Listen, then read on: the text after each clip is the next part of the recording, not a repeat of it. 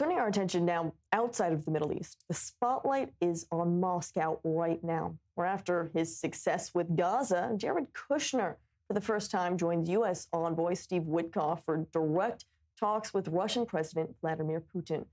The Kremlin says the meeting is part of a renewed push for a ceasefire with Ukraine, just as Putin claims his forces have captured the strategic city of Pokrovsk. Kyiv denies the city has fallen, but the timing of Witkoff's visit is raising questions about what message he's carrying and how far the Trump administration is willing to go to broker a deal. Ahead of the meeting, Putin delivered a statement rejecting the European adjustments to the peace plan, accusing European leaders of hindering the U.S. proposal and stating, while Russia does not want a war with Europe, if Europe wants to fight war, we are ready now. To discuss more, I'm joined now by John Hardie, director of the Russia program at the Foundation for Defense of Democracies. John, thank you so much for being with us today on I-24 News.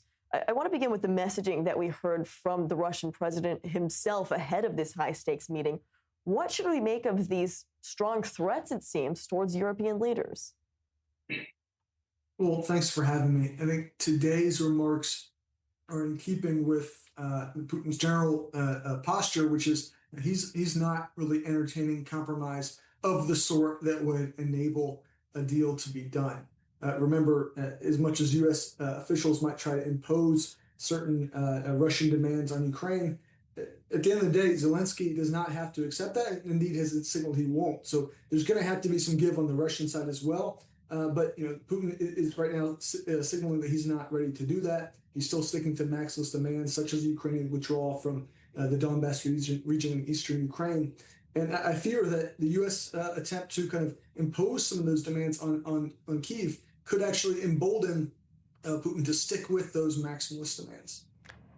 Would you say that this is likely the final push coming from the Trump administration? How crucial truly are these talks today, and the fact that Jared Kushner is now involved as well? I wouldn't necessarily say it's the final. It remains to be seen, and each time Trump kind of signals, okay, I'm done with this, he ends up returning to it. So that part is good.